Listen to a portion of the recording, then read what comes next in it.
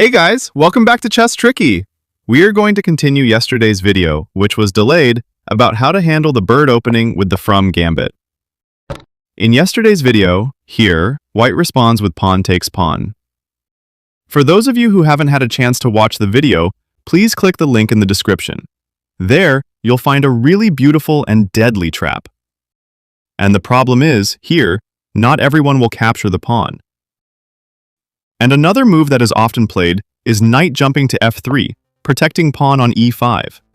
You can simply capture the pawn. Then, the pawn can be pushed again to e4, attacking the knight. So in many cases, the approach that is commonly played by white is to capture e5. This is also the top move. Before that move, white will also sometimes respond with the pawn to e4.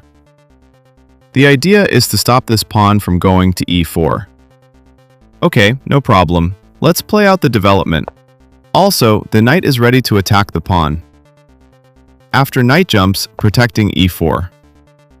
Bishop to c5. Look at this. Your bishop is really strong here, making the white king a bit dizzy. It can't castle now. In the next move, you can proceed with kingside castling. And after the light-squared bishop develops, continue with the kingside castling. Look at this king. He looks super uncomfortable. He can't castle because he's being targeted by a sniper. White doesn't find it easy to push pawn to d4 because we control this dark square 3 times. Or if white takes another approach, the move that is considered best is knight jumping to e4, attacking bishop. Just takes, white has to open their eyes because the f2 square is in danger. So, after knight takes, we recapture. And now, the white king can breathe easily after the short castling. The king is safe. Wow! Let's make their heart race again. The pawn to e4 kicks the knight. If you, as white, where do you think the knight will be moved to? Here, the knight must not go anywhere, because if the knight jumps, for example to the center, continue queen to d4, check. And in the next move, you capture the knight that was being stubborn. And the story will stay the same. For example, if knight goes to another place, then continue with the queen to d4, giving a check. And your queen will have a very enjoyable dinner. So here, you will have a material advantage. Okay, let's go back. So here, you're guaranteed to get a roasted knight. Or what if white manages to find the best move, counterattacking the knight while also blocking the queen's access to d4?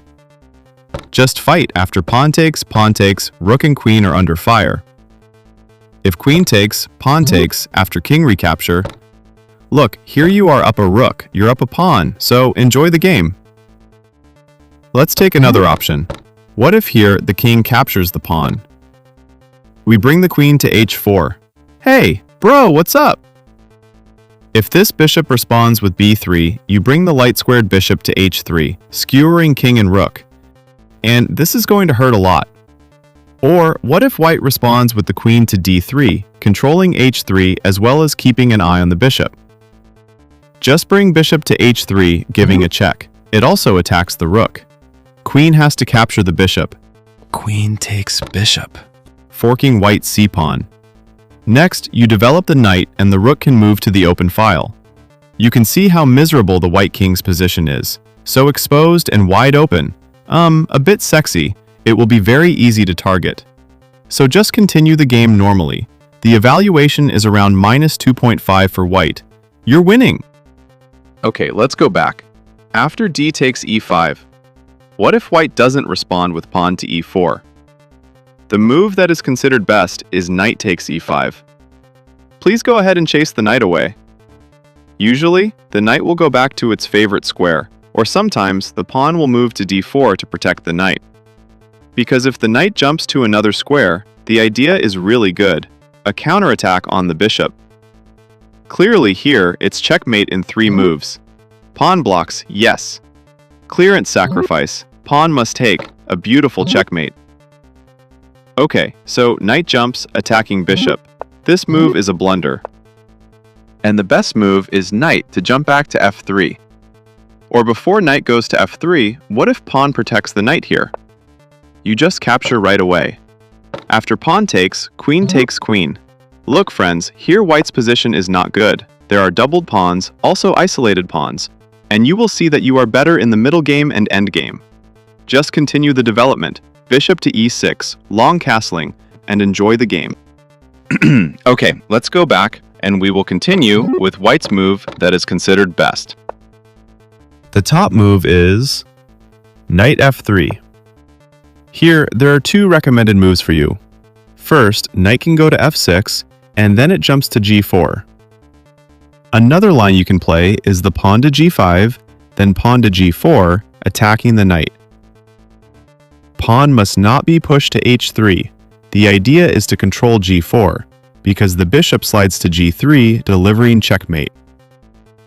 Okay, let's take an example move, a normal move, developing the knight. We push the pawn, and wherever knight moves, it doesn't have any impact. Queen check, only move. Queen takes, it's a check. Pawn takes back.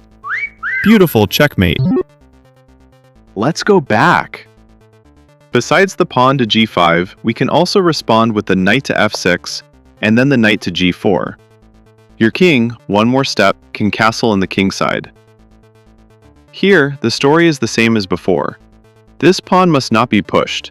Control g4, because bishop slides to g3, mate.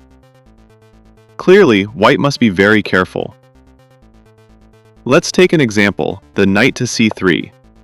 Then knight jumps to g4, and after any move by white, for example, the pawn is pushed to d4, we play surprise move. If knight takes, really? Okay, fine, bishop check, after only move. Queen takes d4 and checkmate. Okay, let's take another example that white might play in this position.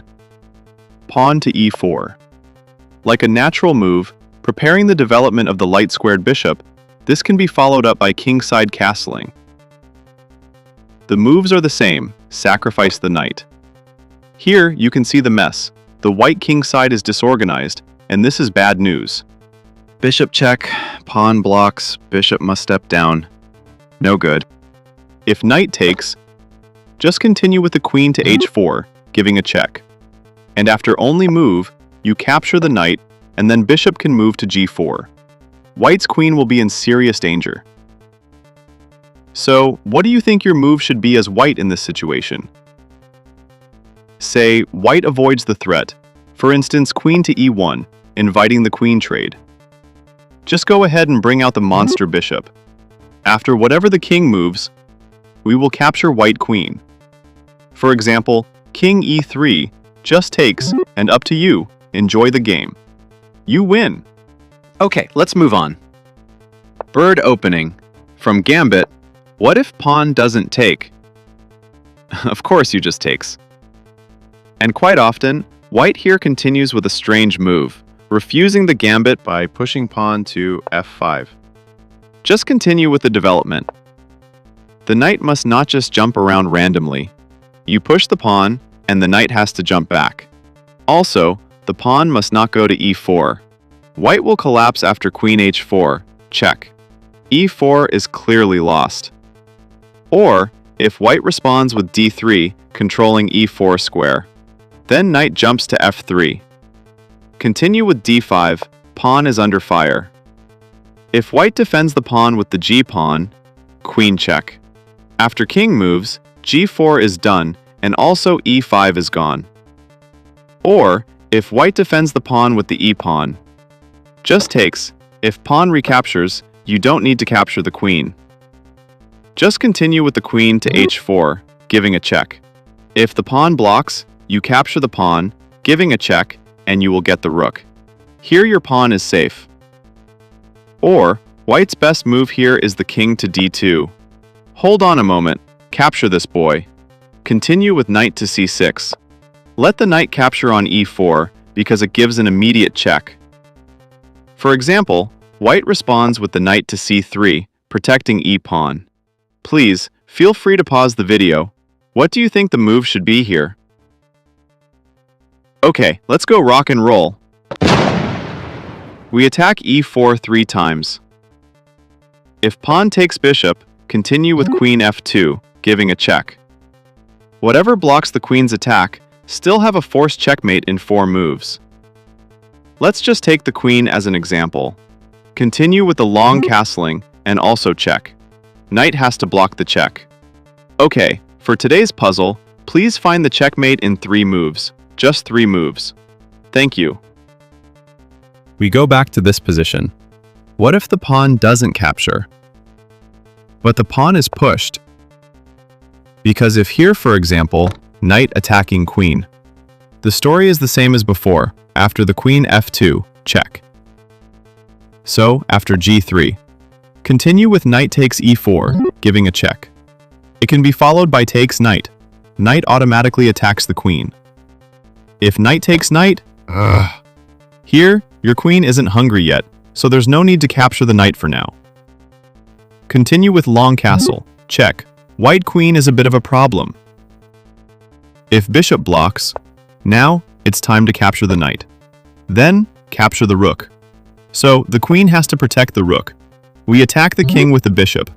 The pawn can't block bishop's attack.